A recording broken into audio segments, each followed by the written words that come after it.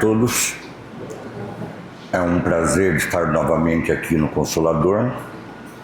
E até foi estranho que eu estava saindo de casa para vir para Araraquara, quando o Moacir me ligou a ver se eu podia vir aqui, eu já ia estar aqui, né? Então, casou. Eu vou fazer falar três coisas. Uma, vocês vão me ver tomando muita água e talvez eu precise sentar no meio da palestra, tá? Eu estou com um problema no ciático aqui que está doendo muito. E na palestra normalmente eu esqueço, nem lembro dessas coisas, mas se doer muito aí eu preciso sentar. E a água é justamente pela medicação mais forte, né, que a gente tem que tomar para aliviar um pouco essa dor. Bom, eu escolhi como tema hoje, nós temos mais ou menos 45 minutos, eu vou tentar colocar dentro disso. Eu escolhi como tema hoje uma passagem, o cego de Jericó. Para quem tem contato com a Bíblia, nós vamos ver na Bíblia uma diferença de ensinamento, né, dos profetas mais antigos, uma diferença grande de ensinamento para a maneira de Jesus ensinar. Tanto é que em todo o Velho Testamento, que é maior que o Novo, tá, nós temos duas parábolas. Somente duas parábolas do Velho Testamento. No Novo Testamento, nos 4 evangelhos, nós temos 46 parábolas. Algumas delas são repetidas. Em que sentido? Com os pescadores, Jesus usava a linguagem dos pescadores. Com os agricultores, Jesus usava a linguagem dos agricultores. Com os homens da cidade, Jesus usava aquele tipo de linguagem. Apesar que Jesus usou muito mais o aramaico e o grego cauné do que a língua judaica. Quando ele pregava para muita gente, normalmente ele pregava em aramaico, né? E tanto é que nós temos os 4 evangelhos originais são no grego cauné. É um grego que, se a gente for aprender a língua grega hoje, a gente não vai entender nada do que foi escrito naquela época, porque era uma língua que juntava várias outras línguas, tanto o aramaico como o grego cauné, juntavam várias outras línguas para cidades comerciais. E como Jesus falava com uma população que não era só de judeus, então ele falava numa linguagem em que todos pudessem entender. Mas antes de ir primeiro no cego de Jericó, nós temos que ver que tem uma coisa no Evangelho segundo o Espiritismo, capítulo 6, o Cristo Consolador, que é um tipo de convite, né? Quando Jesus fala, né? Quem quiser seguir após mim, pegue sua cruz, né? Negue-se a si mesmo. Ele faz um convite, ele não obriga ninguém a segui-lo. Aqui também ele faz um convite. Vinde a mim, vós todos que andais em sofrimento e vos achais carregados, e eu vos aliviarei. Tomai sobre vós o meu jugo, e aprendei de mim, que sou manso e humilde de coração, e achareis repouso para as vossas almas, porque o meu jugo é suave e o meu fardo é leve. Bom, Jesus está novamente fazendo um convite àqueles que acham que estão sobrecarregados, estão doentes, uma falência financeira, as dores normais que nós temos no planeta Terra. Tá? Ele diz, vinde a mim e eu vos aliviarei. E ele já dá a receita, né? Aprendei de mim, que sou manso e humilde de coração.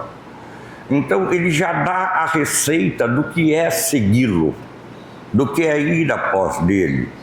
Após ele é a mansuetude, tá? E a humildade de coração, que são coisas que estão no começo do Sermão da Montanha, nas bem-aventuranças, né? Está lá a mansuetude, está lá a justiça, nós devemos ser justos e não justiceiros, então tem algumas diferenças.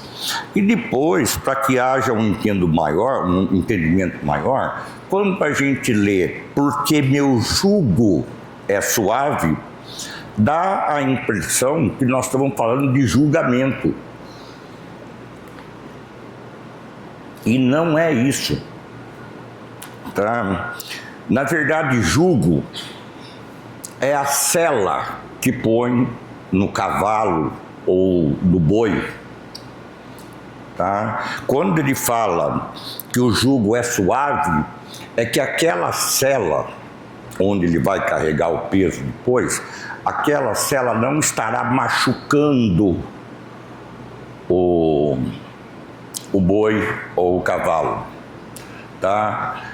Essa sela aqui na terra para nós é o nosso corpo. Tá? Precisamos tratar dele com carinho, porque às vezes Deus não dá castigo para ninguém. Quando não estamos bem, é resultado das nossas próprias obras, e aí entra a humildade de praticar a questão 919A do Livro dos Espíritos, né? Conhecer-se a si próprio, tomar esse padrão de todo dia se olhar, se rever, se notar. Então, o jugo é suave, tá? E o peso é leve, porque pela justiça divina nós não carregamos nenhum peso adicional. Quando nós estamos carregando muito peso, é o peso das nossas forças. Normalmente a gente carrega pesos bem menores do que a força que temos, mas em algumas circunstâncias da vida, tá, a vida pede que a gente haja de uma maneira mais forte para vencer aquele momento. E, segundo Jesus, nós temos essa condição. Ele mesmo disse: vós sois o sal da terra, vocês farão o que eu faço e muito mais. É lógico que exige um processo evolutivo para isso. Mas eu queria salientar que nesse mesmo capítulo, quando entra nas instruções dos espíritos, o espírito de verdade, ele faz duas recomendações que são altamente importantes e nós não podemos esquecer. Tá? Ele coloca: espíritas, amai-vos. Eis o primeiro ensinamento. Instruí-vos, eis o segundo.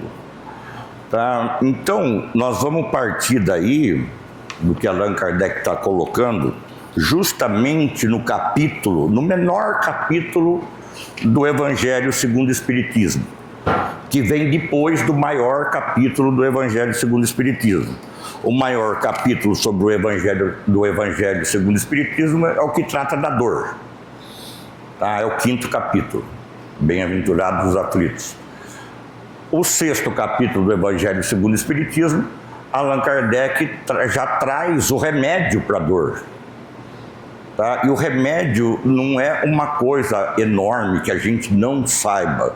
Todos nós temos em nós, por sermos criação divina, todos nós temos em nós o amor. Uns um pouco mais, outros um pouco menos, e isso pouco importa.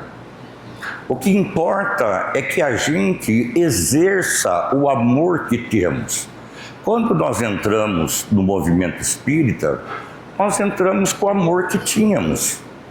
Talvez a gente possa ter evoluído um pouco e acostumado um pouco mais, né, de não usar só a palavra amor, mas fazer a palavra amor como uma roda se movimentar. E esse movimento da palavra amor chama-se caridade. É quando o amor deixa de ser uma letra de uma poesia, de um livro, e passa a ser a atitude de um ser humano. E não adianta a gente ficar esperando que o mundo fique bom de uma hora para outra. Se eu quero uma modificação do mundo, eu tenho que primeiro modificar a mim mesmo. Eu não posso exigir do outro o que eu não estou fazendo. E isso é uma coisa que é ético em nós. É o nosso esforço pelo grupo social que nós vivemos. E é de muita importância. Porque realmente pode ser que o amor que eu tenha seja pequeno. E não aqui pensando amor de casal, não. Porque o amor de casal é um pouco... Hoje em dia a gente até um pouco confuso, né? De 7 a 9 anos a gente está mais apaixonado do que amando. E se o amor não surgir nesse período no casamento, o casamento vai acabar porque a paixão acaba. Né? O que não acaba mesmo é o amor. E a gente já não fala mais de casamento a 2, a gente fala de casamento a 3. É estranho isso, mas é real. É um inteiro aqui, outro inteiro aqui, fazendo a base do triângulo. Mas 2 inteiros, nada de metade da minha laranja. Eu não quero laranja chupada. Não, metade da minha panela, a tampa da minha panela, né? Não, um inteiro, um ser inteiro, outro ser inteiro, que vão gerar um novo ser chamado nós dois, que fica no pico desse triângulo. Enquanto esse casal estiver vivendo nós dois, eles estão juntos tranquilamente. Mas se pararem de ver o nós dois, como a gente já gastou toda a parte boa nossa, a gente já mostrou toda a parte boa na paquera, então sobrou pouca parte boa para mostrar depois. Então se a gente começar a ficar um olhando para o outro, nós vamos começar a ver o quê? Defeitos que nós, como seres humanos, todos os temos. E aí nós cometemos um erro enorme, que é criticar o defeito de uma pessoa que é igualzinho ao meu defeito. Eu critico quando a outra pessoa faz, mas está certo quando eu faço.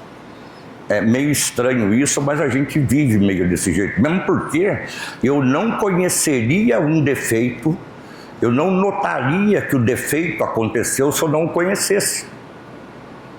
Quando eu falo aquela pessoa fez maldade, é porque eu conheço aquela maldade. E preciso ver se às vezes, veladamente, eu também não estou, na minha vida, vivendo o mesmo tipo de maldade. Tá? Mas eu queria falar do Cristo Consolador por isso. Porque a ideia é essa, vinde a mim. Nós estamos reunidos aqui agora, isso não é para ser uma reunião célere, formal, uma coisa de chorar. Tá? É uma alegria enorme a gente poder estar aqui todo mundo junto, os espíritos que a gente também não está vendo, mas que a gente sabe que estão trabalhando junto conosco, né? Eu acho isso muito bom. Tanto acho bom que eu vim de Barra Bonita para cá também, não é a primeira vez. Se eu achasse ruim, eu não viria. Tá? Eu acho isso muito bom. Esse contato com o mundo espiritual, para mim, é sagrado. E não é em todo lugar que a gente consegue. Mas, numa reunião espírita, né, numa palestra pública, a gente consegue trazer todo mundo mais ou menos para o mesmo raciocínio. Para a gente começar a falar do cego de Jericó, nós temos que ver que o cego de Jericó, a versão que eu estou pegando aqui, eu estou usando o Novo Testamento, que foi traduzido pelo Haroldo Dutra Dias. Quando eu vou preparar uma palestra, eu uso normalmente 6 Bíblias diferentes, porque as traduções são diferentes. Aqui nós vamos pegar uma parte que é diferente, mas nós vamos falar da diferença e dos 2 tipos de entendimento. Primeiro eu vou ler a parábola para vocês tomarem ideia do que nós estamos falando, e aí nós vamos debatendo isso, tá? Dirigem-se a Jericó. Quem dirige? Jesus, né? Ele vai explicar aqui. Jesus e todo mundo que acompanhava. Saindo de Jericó, ele, Jesus, os seus discípulos e uma considerável turba, Bartimeu, o filho de Timeu, cego pedinte, estava sentado à beira do caminho. Ao ouvir que era Jesus, o Nazareno, começou a gritar e dizer: Jesus, filho de Davi, tem misericórdia de mim. muitos o repreenderam para que ficasse em silêncio. Muitos daquela turma que estava lá seguindo Jesus, tá? Para que ele ficasse em silêncio. Ele, porém, gritava ainda mais: Filho de Davi, tem misericórdia de mim. Jesus, parando, disse: chamai-o. Vejam, Jesus não foi até ele, disse: chamai-o. E chamam o cego, dizendo-lhe: anima-te, ergue-te, ele está a te chamar. Ele, Bartimeu, lançando fora o seu manto, porque naquela época era como se fosse um alvará para um pedinte usar um manto que mostrava que ele era um pedinte. Tá? Então era como se a gente tivesse uma carteira de identidade de pedinte, né? Aquele manto mostrava que ele era um pedinte. E lançando fora o seu manto, saltando, foi até Jesus. Em resposta a ele, Jesus disse: que queres que eu te faça? Pô, tá na cara, né? O que ele queria que Jesus fizesse. Em termos, o cego lhe disse: Rabone, que eu volte a ver. Aqui entra um problema. Essa partezinha aqui, que eu volte a ver, é traduzida de forma diferente em várias Bíblias. Tá? Em algumas está que eu veja, dando a conotação de quem nunca viu. Tá? E aqui, nessa tradução, tá que eu volte a ver. Isso dá um significado de que eu já via antes. Deixei de ver, estou querendo ver novamente. E Jesus lhe disse: vai, a tua fé te salvou. E imediatamente voltou a ver e o seguia pelo caminho. Então é uma coisa muito pequena, mas está cheio de detalhes aí de extrema importância. Primeiro eu vou passar algumas informações sobre o quadro que nós estamos vendo. Imaginem o território que nós estamos vendo. Tá? Por exemplo, Jericó é, até hoje, a cidade que fica mais embaixo no planeta. Tá? Uma cidade que fica de 240 a 258 metros abaixo da linha do mar. E lá, como tinha o Mar Morto e o Rio Jordão, essa altura da água, ela se modificava conforme o momento do ano, conforme a época do ano, conforme o clima. Tá? E Jerusalém, que aqui ele diz que ele, na verdade, aqui está na hora, ele estava indo para Jerusalém, que é considerada a cidade santa. Jericó não é considerada a cidade santa, mas como era uma cidade que todo mundo tinha acesso, era uma cidade de comércio muito forte. E isso Jesus usou Jericó pelo menos 2 vezes. Quando ele fala do bom samaritano, né, o sacerdote descia de Jerusalém a Jericó. Tá? Só o samaritano que estava ali pelo meio do caminho que não desceu, porque o outro descia também. Tá? E é uma descida íngreme, ou uma subida íngreme, porque Jericó fica a 21 quilômetros de Jerusalém, tá? E a 1.200, mais ou menos, 1.200 metros de altura de diferença. Então, descer de Jerusalém para Jericó, no carrinho de rolimã vai tranquilo, certo? Agora, subir de Jericó para Jerusalém, só de pensar na dor que eu estou sentindo hoje, já dá vontade de chorar. Subir 21 quilômetros, subir 1.200 metros, é uma coisa considerável. Tá? Outra coisa que a gente precisa contar também, Bartimeu. Por exemplo, Jesus era chamado Josuá by José. Jesus, filho de José. Quando Jesus saiu de Nazaré, Jesus era chamado de Jesus de Nazaré ou Nazareno. Tá? Esse prefixo Bar, ele significa filho de. E Bartimeu é filho de Timeu. Significa que Bartimeu nem nome tinha. Tá? Agora, tem um negócio que, se vocês forem pesquisar na internet, vocês vão achar que é interessante. Porque houve uma época que existiu um homem chamado Timeu, que era do exército ou dos judeus, ou de algum aliado dos judeus, que se aposentou no exército, recebeu terras, dinheiro, e quando Roma invadiu a Judéia, tiraram tudo, tá, desse soldado, e esse soldado tinha o nome de Timeu. Então diz que ele se revoltou contra Roma, e por isso ele foi crucificado, e os filhos homens eram também sacrificados. Então Bartimeu teria sido morto não, ficado cego, porque o cegaram quando criança por ser filho de Timeu. Tá? Mas é uma hipótese que eu estou dando como ilustração, mais nada. Tá? Outros acham que ele é cego de nascença.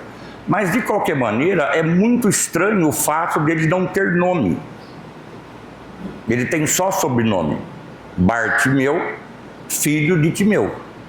E Timeu também, na língua judaica, tem uma palavra que a gente falaria aqui, Timaios. Esse Timaios significa impureza. Filho, então, Bartimeu seria o quê? Filho da impureza, que chamava-se, lá na língua deles, Timaios. Então nós temos, vejam, nessa parábola, só nesse pedacinho aí, já duas vertentes. Tá? E nós temos que ver que Jesus foi andando pela Judéia. O último lugar que ele foi Jerusalém. Ele estava saindo de Jericó justamente para pegar aquela subidona e chegar em Jerusalém, onde nos 7 dias que ele viveu em Jerusalém, aconteceu todo aquele rolo com ele, né? E então, vamos trazer isso para a nossa vida. Qual a cidade mais fácil de estar? Logicamente, é Jericó, que é a cidade do comércio, cidade que se faz dinheiro, cidade que se trabalha, uma cidade que se pensa nas coisas materiais da vida. Então, qual a cidade mais difícil de chegar? Jerusalém, tá? Porque ele estava na região, Jerusalém estava na região montanhosa da Judéia e aproximadamente 800 metros acima do nível do mar. Mesmo que não tivesse aí como referência Jericó, como nós estamos fazendo hoje, mas de qualquer maneira Jerusalém ficava bem alta, 800 metros acima do nível do mar. E era considerada a cidade santa, por isso ela foi construída no ponto mais alto. Era considerada a cidade santa. E Jesus usava Jericó como se Jericó fosse a cidade não santa, para não dar um nome perverso a Jericó, como se fosse uma cidade que não é santa, uma cidade de materialistas, uma cidade de pessoas que estão pensando só nelas, uma cidade de pessoas que estão pensando que o mundo vai acabar amanhã, então precisa acumular tudo hoje. Aí o cara morre amanhã e fica vendo os herdeiros brigar por tudo que ele acumulou. Então é uma loucura, se a gente for pensar, a maneira que nós vivemos. A gente acumula, tá? Para quê? Se quando a gente vai embora, a gente não vai levar nada. Tá? Pode ser como aquela... Teve uma mulher famosa na Inglaterra, que eu não me recordo o nome agora, que banhou o calhambeque inteiro a ouro e foi enterrada dentro do calhambeque banhado de ouro. que ela falou que queria que o dinheiro continuasse com ela. Então, vejam bem, são absurdos que nós temos, né? Agora, o problema não está nisso, o problema está nos pequenos absurdos que nós temos. Nós precisamos ter uma reserva, se possível, né, para uma situação mais difícil, não tem dúvida, mas a gente não precisa muito mais que isso. Tá? Porque, veja bem, às vezes eu tenho um carro do ano, chega aqui o ano que vem, o meu carro é 2025, o ano que vem é 2026, eu, por obrigação de mostrar que eu posso ter só carro do ano, o meu carro está bonzinho, está inteirinho, quase nem andou, 10 mil quilômetros. Aí eu vou vender por um valor bem mais baixo do que eu paguei e vou comprar um outro novo, 2026, por um valor bem mais caro, sem ter a necessidade. Tá? Então vejam bem, essa é aquelas coisas que você pergunta para o cara, você quer ter um carro do ano? Quero. Para quê? Porque eu quero, acabou. A explicação é essa. Quando eu quero ter uma coisa que eu não preciso, eu só quero ter porque eu quero. Não estou pensando na utilidade dela. Estou pensando só naquilo que eu quero. E depois outra coisa que eu acho uma loucura, escrever atrás do carro, foi Deus quem me deu. Certo? Quer dizer que então eu não trabalhei para comprar o meu carro? Tá? E que Deus é esse que deu aquele carrão para aquele rapaz e um tweetzinho para mim? Não tá errado, né? Já não fica certo, já foi Deus quem me deu. Então ele está dando mais para o outro do que para mim, aí eu já começo a me revoltar, né? Mas essa teoria da prosperidade que hoje reina no mundo ocidental é um perigo danado e a gente entra nela com tudo, né? E, então, vejam bem, aí, na saída de Jericó, veja, eu estava comentando com o Macir, toda saída de uma cidade é também uma entrada, não é? Eu, pelo menos, pretendo voltar, se eu não me perder, pela mesma estrada que eu cheguei. Então, a saída, para mim, é o local de entrada, né?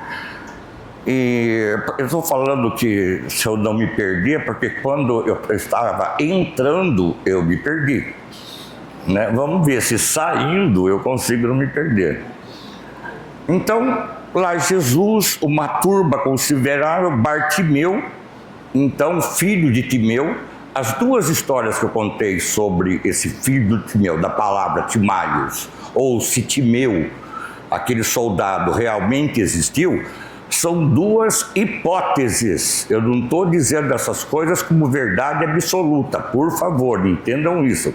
São duas hipóteses que eu achei, porque deve ter gente que deve ter achado outras hipóteses ainda diferentes dessa. Tá? Então ele estava sentado aonde? À beira do caminho. Jesus vinha por um caminho, tá? E atrás dele os seus seguidores mais próximos e depois a multidão que vinha atrás de Jesus. Tinha um caminho.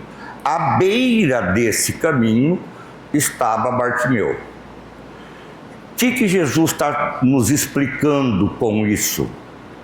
Que nós conhecemos o caminho, mas às vezes estamos cegos, não conseguimos perceber o caminho, porque nós temos dois males terríveis na face da terra: orgulho e egoísmo. E a junção, o casamento de orgulho e egoísmo faz a gente virar um ser meio estranho, tipo um Frankenstein maluco, né? Porque a gente fica com o egoísmo e com o orgulho, a gente fica egocêntrico.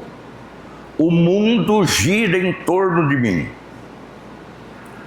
Se alguém chegar para vocês e falar, olha, você sabe com quem você está falando? Vocês perguntam para ele, você tem tempo? Porque veja bem, no universo de sextilhões de galáxias, há galáxias com trilhões de estrelas. A nossa Via Láctea é 200 bilhões de estrelas. Cada estrela é um sol e a maioria delas tem os planetinhas. E a Via Láctea já é um pontinho de agulha desse universo que nós conhecemos hoje. tá? Num bracinho da Via Láctea, bem longe do centro, e se nós morássemos em Marília, nem caminhão de lixo passava lá, tá? A gente está muito fora, muito longe do centro, certo? Então, além de tudo isso, nós estamos numa terra que tem aproximadamente 200 bilhões de vida. Boa parte dessas vidas já comprovadas. Uma dessas vidas que existem na Terra é a vida humana. A vida humana hoje na Terra, nós temos quase 8 bilhões de pessoas. E eu sou um deles. Então eu sou um subnitrato de pó de nada. Certo? Porque olha o tamanho do universo, eu vou falar, eu sei o que é verdade, eu sei o que é melhor para você. Olha, a arrogância que a gente chega com o egocentrismo. Tá? A gente não sabe direito nem o que é melhor para a gente, como é que a gente vai saber direito o que está certo para os outros? Então a gente tem essa dificuldade, precisamos trabalhar o orgulho e o egoísmo muito rápido. Porque senão o egocentrismo nos deixa doentes fisicamente falando. Porque o cara egocêntrico sente mágoa. Mágoa é má água, água podre. Tá?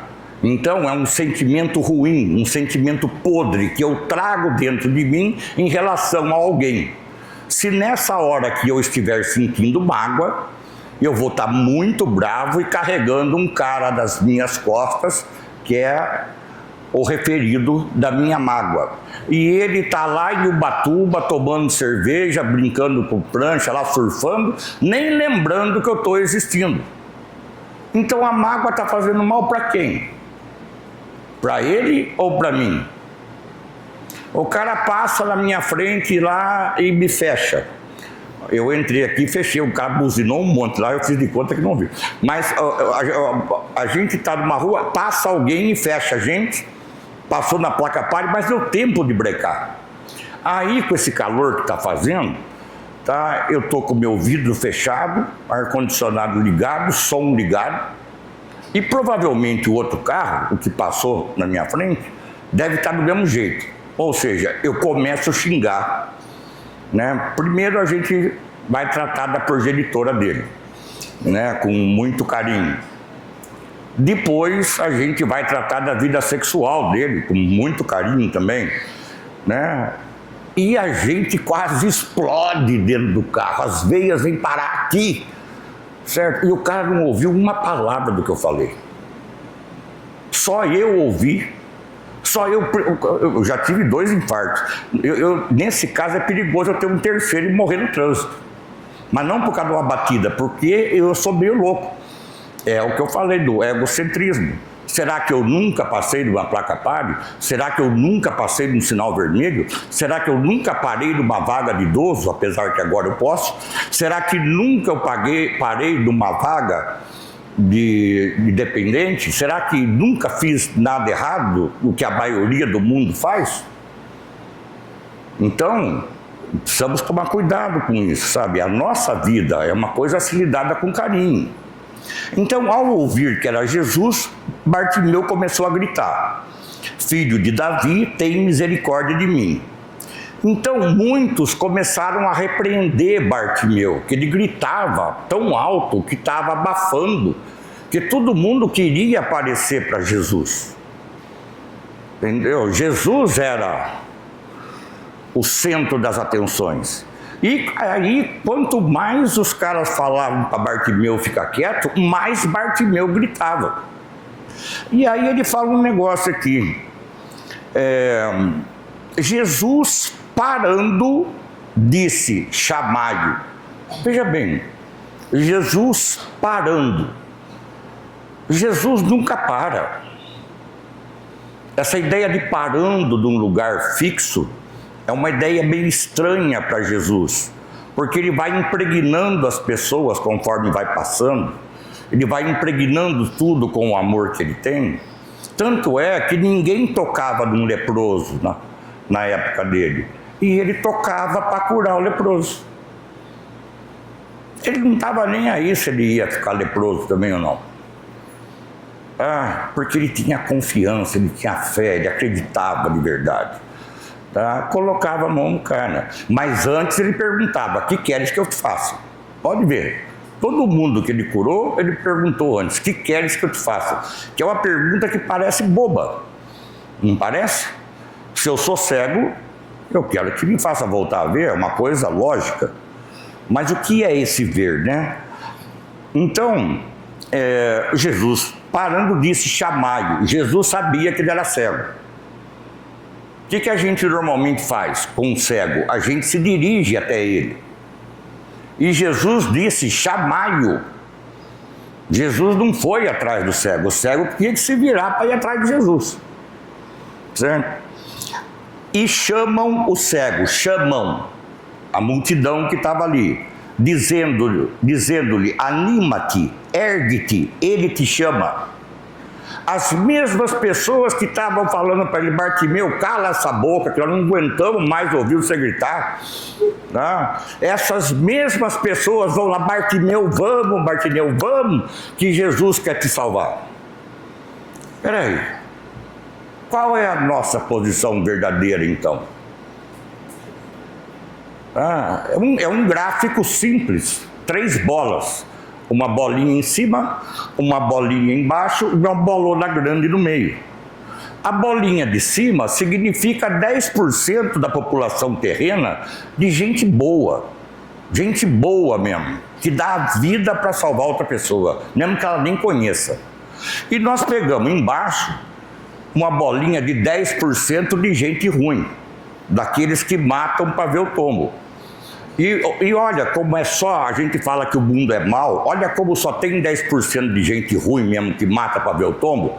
Vocês conseguem me falar, em 5 minutos, que é um tempão, 10 pessoas que vocês conhecem que matam para ver o tombo?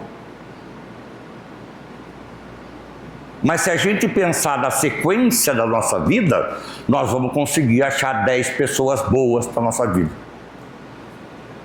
E a gente se incomoda com aquele que é mal da nossa vida.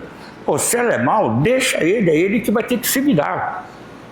Se eu estou me tornando bom, que eu trabalhe cada vez mais nesse intuito de ser uma pessoa que vai ajudar a humanidade a fazer alguma coisa. Sozinho eu não sou nada. Tá? Mas se eu também ficar parado, sem exercer o amor que existe em mim, eu sou menos que nada. Porque eu tenho uma arma, o amor. E Gandhi usou isso com a Índia, com o Paquistão e com a África do Sul, né?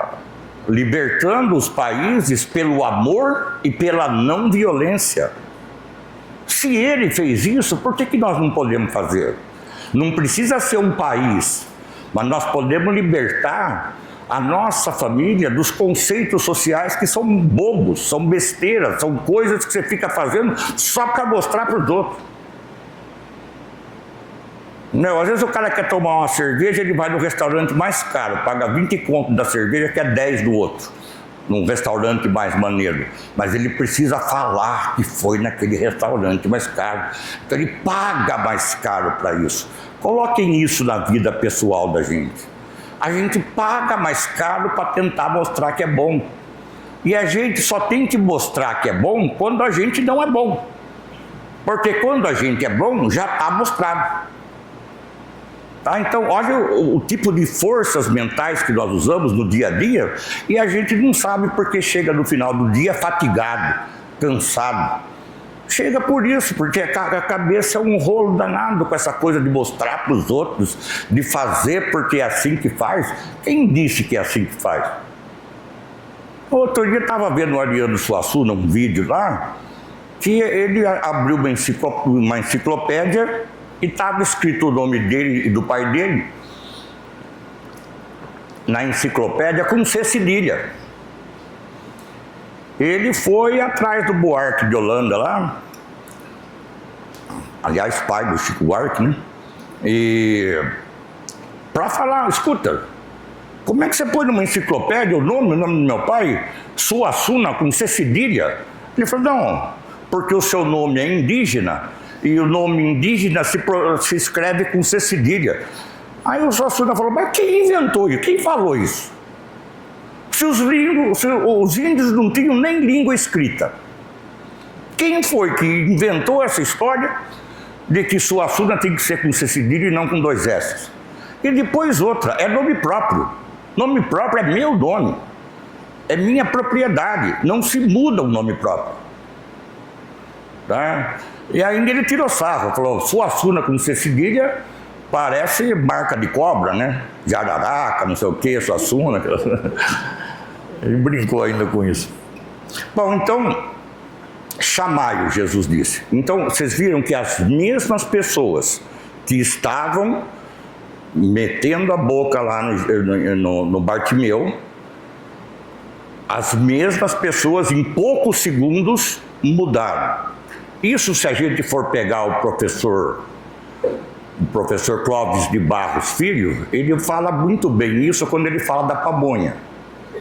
Na primeira pamonha que você vai, né, ele fala que na estrada tem uma placa, pamonha em 2 minutos. E ele fala até da placa, né? Que gozado, como é que ele sabe 2 minutos? Como é que ele sabe que velocidade eu estou andando? Pamonha 2 minutos? E se eu estiver a pé? Já vai complicar. Mas chegou lá no lugar que vende a pamonha, aquele namoro já começa no estacionamento, pelo cheiro bom da pamonha, para quem gosta. Aí o cara entra lá, aquele negócio impregnado com aquele cheiro bom, e ele pede uma pamonha, e descasca a pamonha, e descasca a pamonha, e come a primeira pamonha. Falou, nossa, pamonha é tudo. Pamonha é vida, como é bom pamonha. Eu sou um comedor de pamonha, e pede a segunda. E a segunda já não está tão boa. Vocês notaram que a segunda não é tão boa como a primeira? Não tem jeito. Por quê? Por um único motivo. Ele já tinha comido pamonha, já tinha milho no bucho, já tinha mudado a glicose, já tinha mudado um monte de coisa. O cara que comeu a segunda pamonha não é o mesmo que comeu a primeira. Mas como é um cabra macho leal, a pamonha pede a terceira. Certo? Na 8ª ele já está comendo no vaso. Na 10ª ele já está percebendo que aquilo que era a felicidade da vida dele estava destruindo, acabando com ele. Ele ia morrer se continuasse comendo pamonha. Então vejam, são erros que nós cometemos. Porque se a gente pega uma coisa que nos traz alegria hoje e a gente fica repetindo tudo hoje, fica bastante. Mas tem coisas que nós podemos deixar para repetir a semana que vem. Ou no próximo dia, depende. Tá? Então, eu continuo sendo leal à pamonha, sem problema nenhum, mas uma por dia. Não 10 no mesmo dia. Não é? Mas veja, aí o povo vem, anima-te, ergue-te, ele te chama. E aí, lançando o seu manto, olha, veja bem, como diria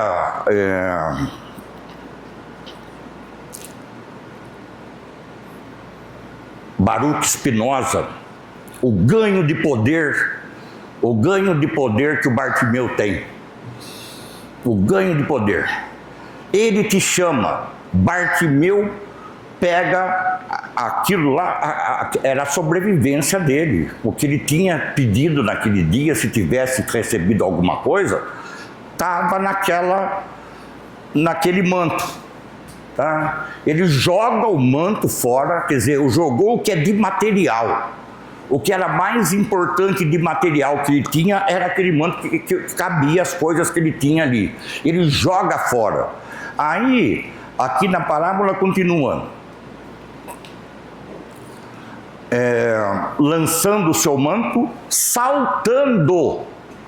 Até agora nós estamos vendo um Bartimeu apático, morrendo ali, à míngua, carregando aquele manto pesado e sentado à beira do caminho. Certo? Aí, de repente, ele arranca o manto, dá um pulo, ele não só levanta, ele dá um pulo para levantar e vai até Jesus, lógico, tateando das pessoas que ele era cego. E aí, quando ele chega em Jesus, Jesus faz a pergunta, né?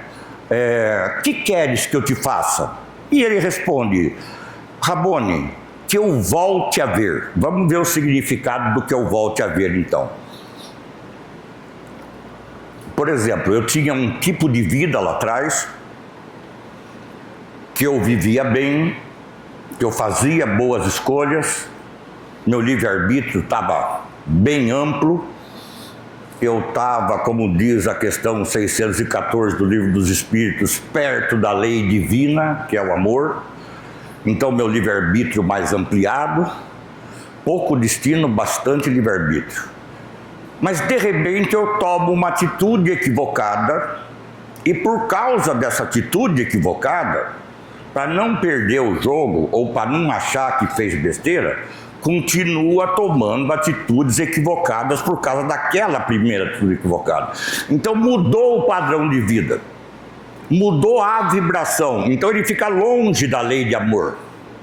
Quando ele fica longe da lei de amor, o que acontece? Diminui o livre-arbítrio, porque se deixar ele escolhendo tudo do jeito que está, ele se mata, é a 10ª pamonha. Certo?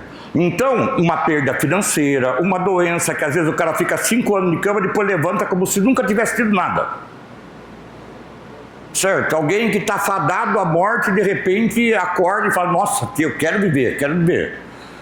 Então, o cara vai pular da montanha ou do helicóptero, vai fazer de tudo que ele não tinha feito, certo? Ganho de potência de viver. Tá? Mas aí, quando nós estamos lá, o deixar, quero voltar a ver, quero voltar a seguir aquele tipo de vida que eu seguia e que me fazia bem. Aquele tipo de vida que eu seguia e eu era feliz. Mas depois, um pouco atordoado, levado pelas mentiras sociais, eu comecei a fazer escolhas que eu só pensava em mim e mais ninguém. E quando eu penso só em mim, mais ninguém, eu quero ser feliz a todo custo. E ninguém está muito afim de me fazer feliz a todo custo. Certo? Não tem troca. E é duro amar quando não tem troca, para nós humanos. Jesus não precisava de troca. Ele ia lá, amava, curava, fazia, acabou. É o amor que nós estamos aprendendo. É o amor ágape. Mas nós vivemos muito ainda no amor eros. O amor eros é o amor desejo. Então esse amor desejo, ele é muito bom quando eu estou aqui, quando uma menininha está aqui, tem uma vitrine e uma bonequinha, ou sei lá o que seja bonequinha, eu não sei porque as meninas brincam hoje, tirando o celular, que seja uma bonequinha ali, e a menina está de um lado do vidro, a bonequinha do outro lado do vidro, e a menina adora a boneca, ela ama de paixão aquela boneca, porque é paixão. Ela não tem a boneca, ela quer a boneca, é paixão. Um dia ela ganha a boneca. O que aconteceu com a paixão? Acabou.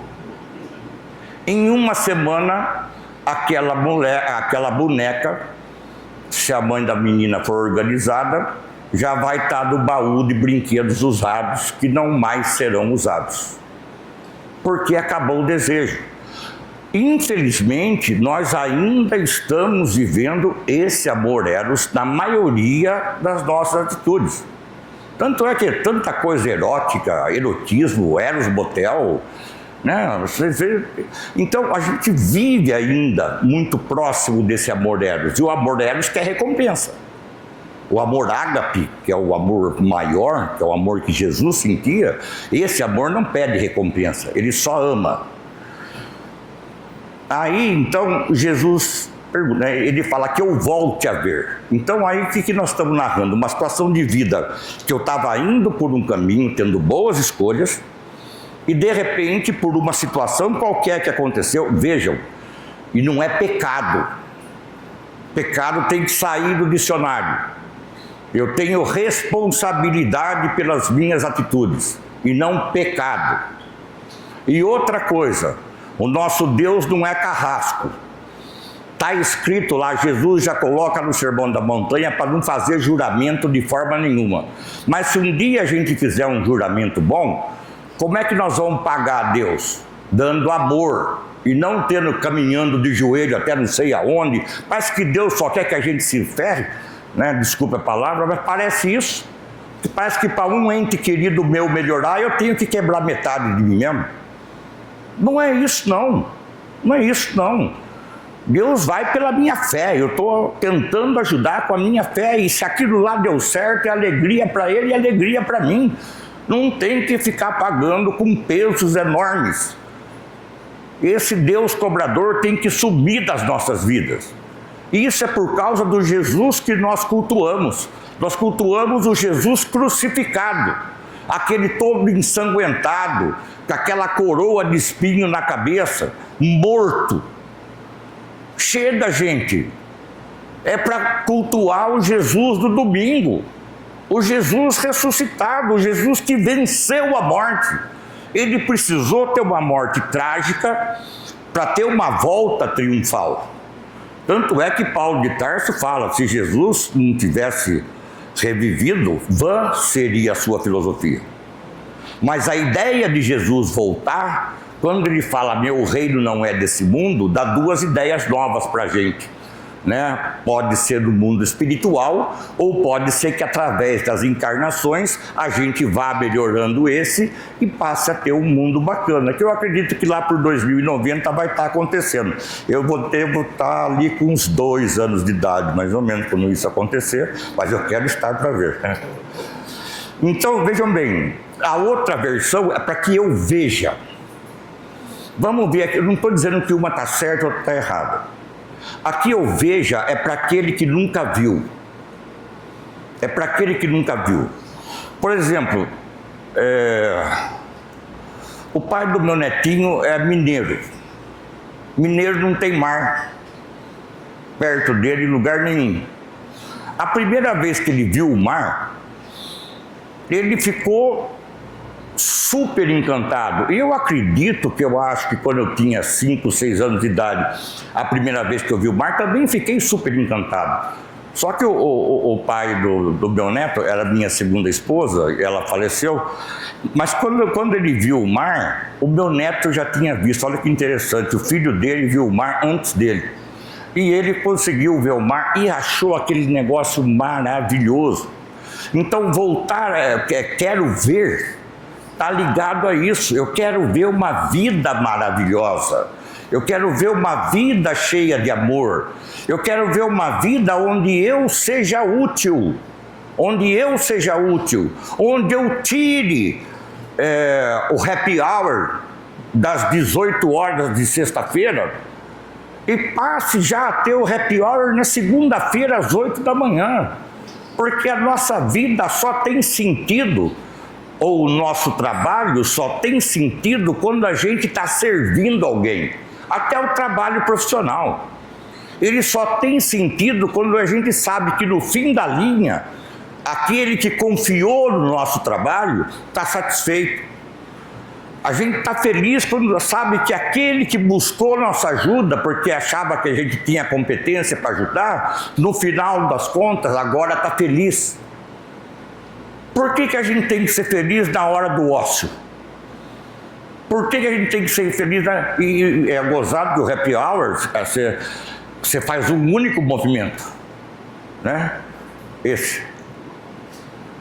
Não faz outro movimento. O tempo todo pegando chopp, pegando chopp, você não sabe nem como vai embora para casa. Não, nada contra o chopp, não é isso. Estou dizendo, é que nós devemos mudar os conceitos. Eu sou um cara bom quando eu sou produtivo. E esse produto do qual eu participei está ajudando alguém, está fazendo alguém feliz, está deixando alguém mais seguro. Isso é o que eu quero ver. Que eu volte a ver é isso. Eu já via isso. Tomei decisões erradas e passei a não ver mais. Aí eu quero ver novamente. Quero ver sem antes ter visto, é isso. É ver uma coisa de repente que a gente fica maravilhado com ela.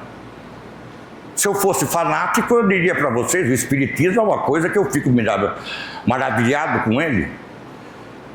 Como eu não sou uma pessoa tão radical, eu fico maravilhado com o Espiritismo e bravo também quando não entendo o que eu estou lendo. Então, é isso. E outra coisa, hein? O que eu estou falando para vocês aqui são a minha maneira de entender essa passagem.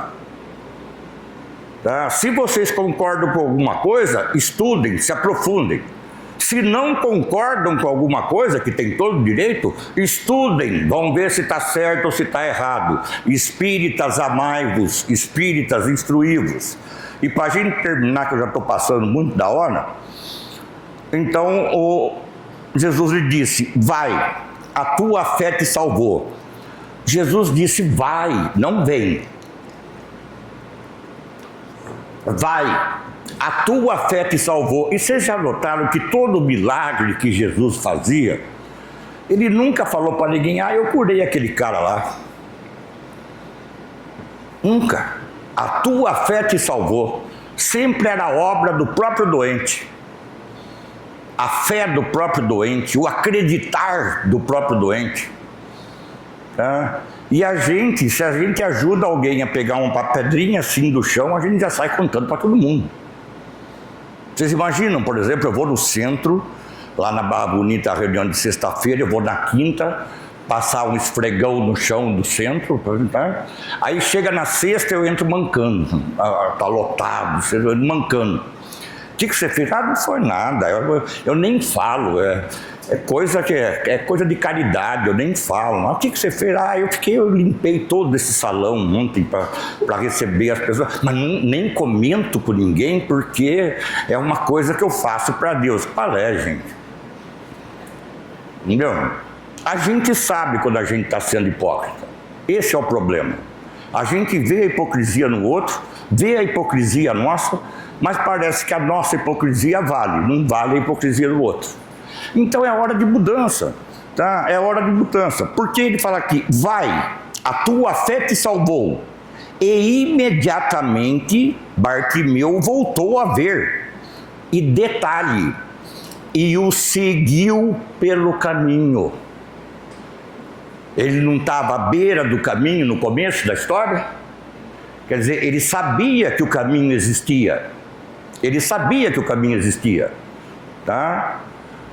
Mas na hora que a fé dele realmente pegou, ele engatou uma quinta, ele entrou no caminho com Jesus. Então a visão de que fala essa passagem do cego de Jericó não é a visão puramente material. É quando a gente diz, meu Deus, me ajuda a ver direito esse mundo. Me ajuda a olhar para o espelho e entender quem é aquele cara, porque vocês já notaram que nós somos dois, não notaram? O que faz a besteira e o que fica bravo. Eu quebro um copo e falo, nossa, aquele quebrou o copo, o outro já está nervoso. Nós somos dois, não dá para eu ir e me deixar. Entendeu? O segundo é a consciência. Então, se eu sou dois, a pessoa que eu mais tenho que amar, e essa é a caridade que nós espíritas pouco fazemos, é amar a nós mesmos. E amar a nós mesmos não é privilégio. Amar a nós mesmos é recarregar a nossa bateria para poder amar os outros também. Amar a Deus sobre todas as coisas e ao próximo como a ti mesmo. Tá? Na verdade, é o inverso. Isso. Eu tenho que amar a mim. Eu tenho que ter amor em mim para poder servir alguém com esse amor. Tá? E não fazer o contrário. Por exemplo, eu vejo um jardim com uma rosa maravilhosa, vou lá e tiro a rosa. Eu estou matando a rosa. Se eu quero sempre uma rosa linda no meu jardim, deixando tudo impecável lá, o que eu faço? Eu rego o jardim, não tiro a rosa. E é isso, para a gente encerrar de uma vez mesmo, é isso que nós precisamos fazer. Regar o nosso jardim. Não tirar a nossa rosa. Deixar que a nossa rosa fique cada vez mais bonita. Que desabrochem mais rosas. Que meu jardim cresça. Porque onde há esse tipo de sentimento, com certeza a felicidade está ali presente. Tá bom? Então eu encerro por aqui, peço desculpas que eu passei da hora, para variar, meio normal isso comigo. Então agradeço por vocês me ouvirem e um bom final de semana a todos.